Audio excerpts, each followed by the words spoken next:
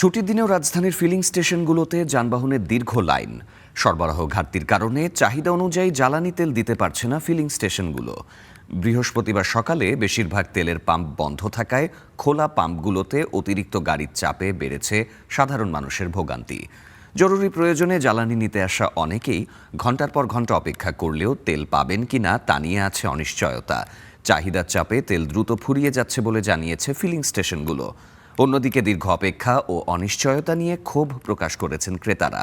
পরিস্থিতি নিয়ন্ত্রণে সরবরাহ বাড়ানো, পাম্প খোলা রাখার সময় বাড়ানো সহ দ্রুত কার্যকরী পদক্ষেপ নেয়ার দাবি জানিয়েছেন গ্রাহকরা।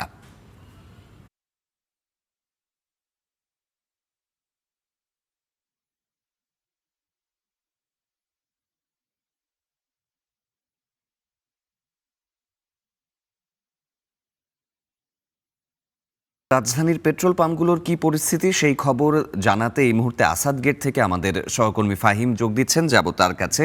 ফাহিম, আসাদ গেটে আপনি যে পাম্পে রয়েছেন সেখানে প্রতিদিন যে পরিমাণে তেল সরবরাহ করা হয় ডিপো থেকে সেটি হচ্ছে কিনা, আর এখানেও কি রেশনিং পদ্ধতিতে গ্রাহকদের তেল দেওয়া হচ্ছে, তারা কি বলছেন আসলে? সকাল থেকে রাজধানীর যে সকল পাম্পগুলো ছিল বেশিরভাগই কিন্তু বন্ধ ছিল, যেহেতু আজ ছুটির দিন। তবে বেলা বাড়ার সঙ্গে সঙ্গে বেলা 12টার পর থেকে যে সকল পাম্পগুলো খুলেছে সেখানে কিন্তু আমরা যথারীতি যে দীর্ঘ সারি যানবাহনে সেটি কিন্তু লক্ষ্য করতে পেরেছি। এই মুহূর্তে আমি রয়েছি আসাদ গেটের একটি পাম্পে। এখানে বর্তমান যে অবস্থা, এখানে কিন্তু যার যতটুকু প্রয়োজন সে কিন্তু ততটুকুই তেল এখান থেকে নিতে পারছে। তবে যারা বিক্রেতা রয়েছেন তারা বলছেন যে যেহেতু এখন একটি ছুটি চলছে, আগামী শনিবার পর্যন্ত যেহেতু এই ছুটিটি থাকবে, ফলে তারা কিন্তু অতিরিক্ত মজুদ ইতোমধ্যেই রেখেছেন।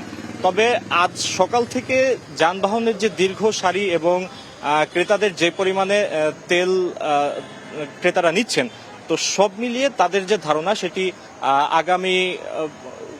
আগামীকাল হয়তো তাদের যে মজুদ রয়েছে এটি কিন্তু প্রায় শেষ হয়ে যেতে পারে, এমন আশঙ্কা কিন্তু তাদের মধ্যে রয়েছে। সেই আশঙ্কা থেকেই তারা বলছেন যে ক্রেতাদের ভিড় এই যে সময় যত গড়াচ্ছে তত কিন্তু বাড়ছে।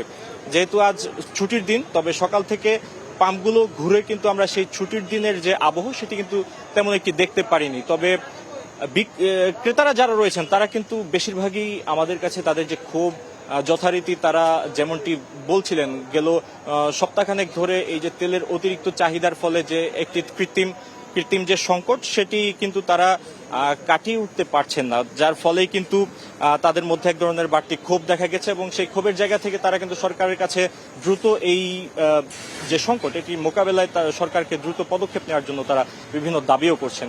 এই ছিল আমার কাছে জ্বালানি তেল নিয়ে সর্বশেষ তথ্য। ফাহিম, আপনাকে ধন্যবাদ।